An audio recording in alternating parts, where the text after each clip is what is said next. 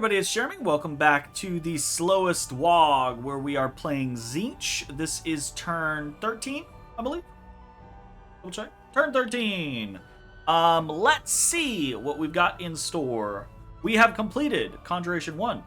Running up to Conjuration 2. Did an augury, found nothing. Did an arcane probing, found nothing. Not great.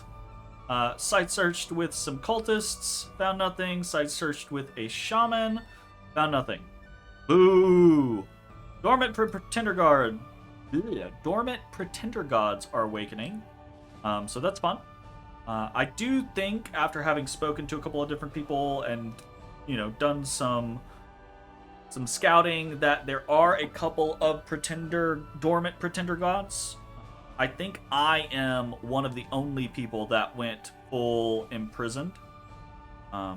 So we'll see how that works out. It might end up bad for us, but I think things have worked out fairly well.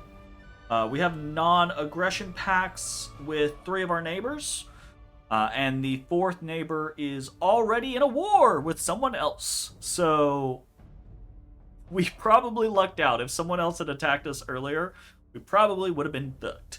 But that does not seem to be the case. We've got a little battle in Cormark, only it's not a little battle, it's a scouting mission. Let's see what this throne has in store for us. So, bunch of light infantry and archers, with a fair amount of wolf tribe, warriors and archers, and then more importantly in the back, we've got, what does it look like, 4 or 5 mages? We've got some sages, we've got some pearls, and then we have a lore master, and this lore master has Astral 3, Death 1, Nature 1, Water 1. So, not too terrible. Oh, there's also some shamans over here with some nature. Interesting. So, this is not too bad of a throne. This is a lot, and depending on what these mages do, it could get a little nasty. But overall, I think this is probably okay. We should check and see if they fire off anything real quick, like mind burns or anything like that. Some body ethereal, some animate trees. Seems fine. The body ethereals are probably going to go on them, so they're not going to make the massive units harder to fight. That'll be good. What are we actually looking at? 5 sages, a lore master, 2 shamans, 134 wolf tribe archers, 120 warriors. 357. That's a lot. That is a lot, especially considering what we have over there, but we're probably going to go for it anyways. We also watch a battle between Middenheim and the Bone Nose tribe. So, on the Middenheim side, we've got Valmir von Raukov, the Elector Count of Ostlin. So, fun little Elector Count guy. Has a rune fang and an enchanted bow. Comes auto equipped with those. That's kind of neat. We've got some Ungol horse archers, which are cool. We've got some free company. We've got some wolfkin. We've got some regular archers, mix of state swordsmen and state halberdiers down the line. Got a Tutagen, health insurance CEO futures. We got a prophet, got some doggos, hunting hounds, and over on the side we've got some Knights of Moor. These guys are pretty cool. They have the Sword of Moor, which when they kill something, a Solus rises. So they unlike many knights, they don't have like a lance charge, but they're still very well armored, very strong units, and when they kill things, they can kind of flood the battlefield with their own ship. So they can be very difficult to deal with, especially if they have buffs, which they're not going to have right now. And we're up against basically nothing from Bone Nose Tribe. Just some PD and some Orc Boys and Biggins. So that's fun. Go ahead and watch them get stomped real quick. Kill some doggos. see if we have any of the... Yeah, we can see, right? Like, so Soulless Warriors are... And these things aren't good, right? But they're going to chaff things up. If the Knights of More can get into a squishy section, they can kill a lot of things really quickly. I say really quickly, fairly quickly. And then all of a sudden you've got 10, 15, 20 extra Soulless that you're having to deal with. They lost. Not very much. 6 Hunting Hounds, 3 State Halberdiers, 1 free company, or 1 free infantry. Lost 16 Orc Boys, so not really consequential. But fun to see a little bit of what Middenheim is swinging with. We have another 23 secrets to go. Unexpected event in Traveler's Rest, we get +2 Dominion. Nice. Unexpected event in Endless Plain, we get -3 Dominion. Not nice. Ay. Okay, is what it is. And we found a sneaky little scout from Middenheim. So, what are we doing this turn? We've got some stuff going on. So we've taken our little south cave provinces. Nagaron's going to take 2, we're going to take 2, and the rest down here is Karaz-a-Karak's. So that basically ends out our expansion. We're bringing back our units at this point. We're doing a bunch of infrastructure. We're going to be building a temple in Balcoria. We've got a palisade going up in Sermiak. And really, the plan, I think, is probably to play a little tall, a little slow for right now. I've been conversing around, and right now, our side of the map is kind of the more peaceful side. We have non-aggression pacts with Athel, Loren, Karaz-a-Karak, and Nagaron. Oop, I got a cat. Go on. Get up there. Come on. I got catted. So we've got that going on. And each of them is kind of like making their own moves. So Athel, Loren, and I think Karaz-a-Karak seem to be eyeing Skavenblight. I don't think Skavenblight really expanded especially well.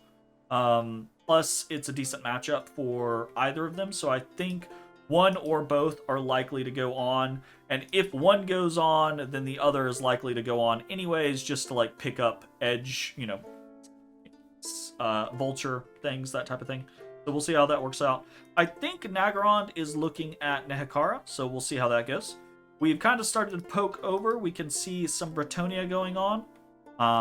And all the discussions all over the place. Bretonnia and I think Khorne are already in wars, not with each other, I believe. So, I could be wrong, but I'm pretty sure they're already gunning. Apparently Bretonnia is expanding like crazy. So that's a little scary, but they're on the other side of the world from us, so not something that we're going to have to deal with very anytime soon. So with that being said, with the fact that we're very invested in scales what our current plan is, I feel relatively comfortable playing tall. Now, that's not to say that we're not going to get into a war in the near future. And playing tall is very risky, period. So it's not going to be a long-term solution. You can't play Dominions and just never get into a war with anyone and win a game.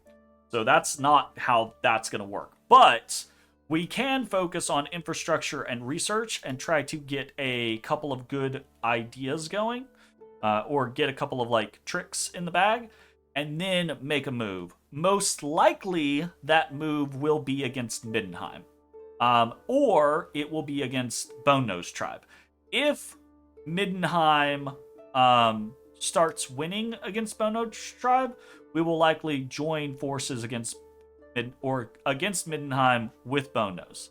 If Bone Nose starts to win against Middenheim, I will probably come in against Bone Nose, take Middenheim, and then maybe try to fight Bone Nose as well, right? And that's, I don't feel like that's a a overly optimistic kind of concept, because both of them fighting each other now means they're not teching as quickly, they're not establishing fortifications as quickly, and they're also going to be losing units, right? Unless one overwhelms the other, which we're going to keep eyes on, right? We're going to get more scouts in this area. We're sending more scouts into this area as we speak so that we can kind of see what's going on. Unless one of them just rolls the other, then there's going to be losses, and with losses, we will gain an advantage. It's kind of the generalized thing. So, with that, building temple, building palisade. We already have a palisade coming up over here in Traveler's Rest. The goal is going to be basically Traveler's Rest, Valkyria, and Sirmiok. It is going to be our scenario. I'm not super happy with Sirmiok, but it is what it is. We're going to be attacking Cormark.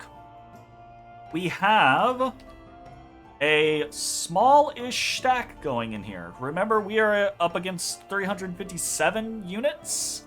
So this is dicey.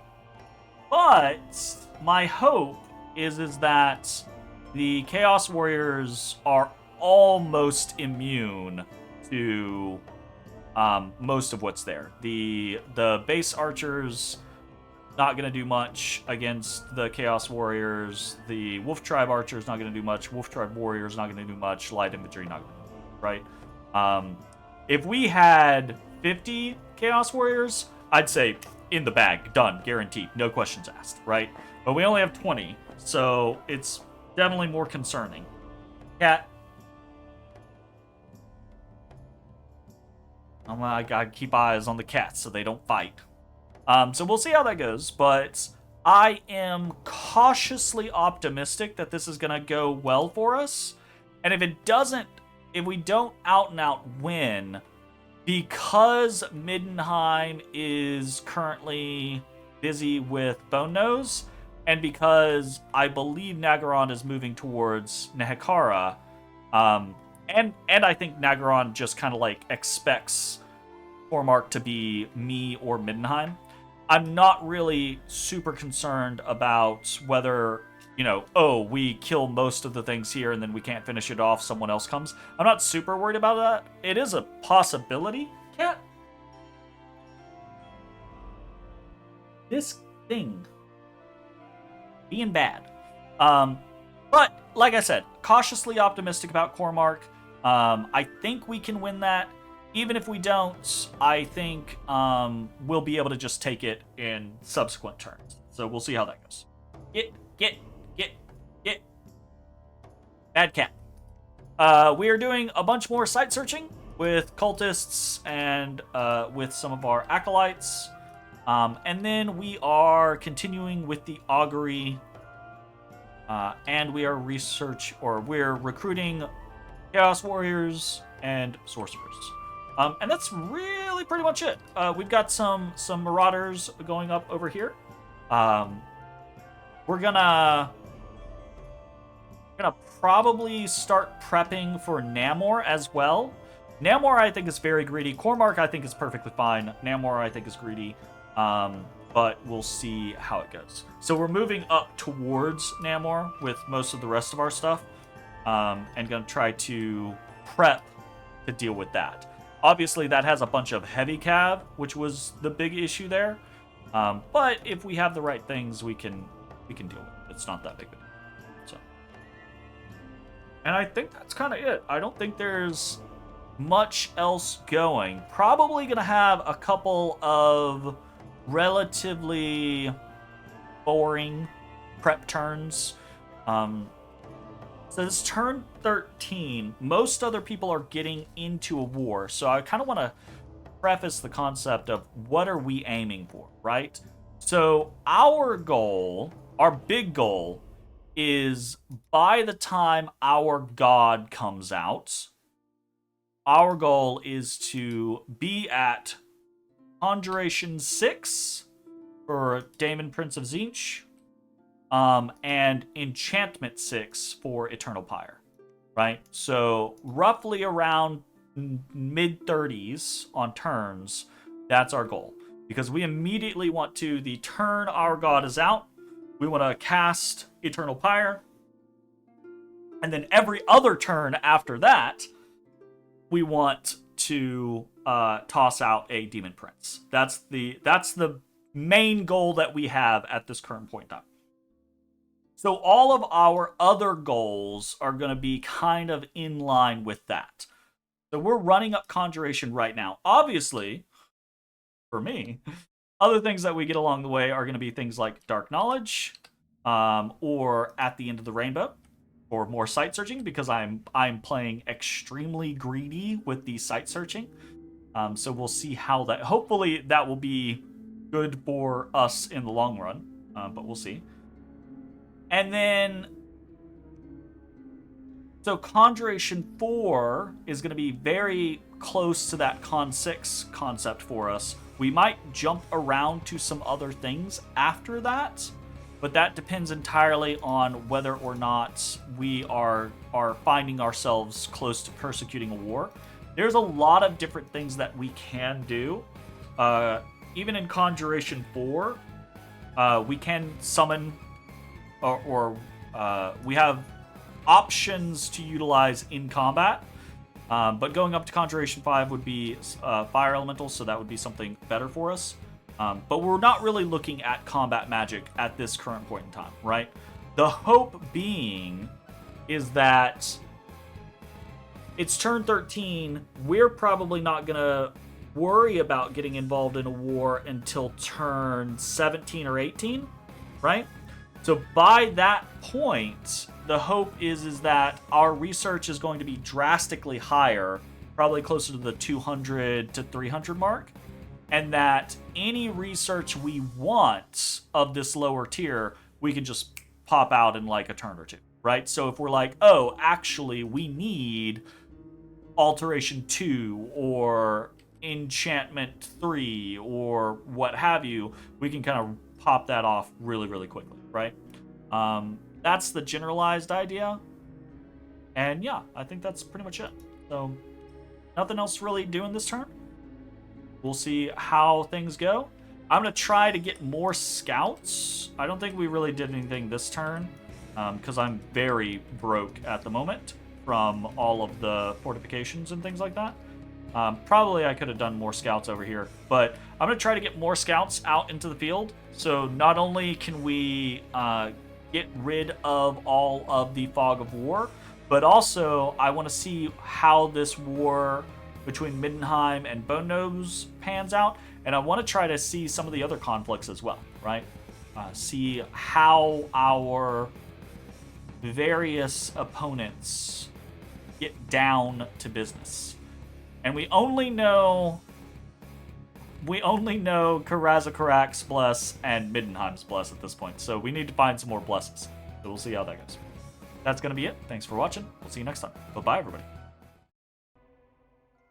Hey everybody, thanks for watching. If you enjoyed the video, consider leaving a like, commenting, or subscribing. It really helps me out. If you'd like to see me live, head over to my Twitch at twitch.tv/thedistanthorizon.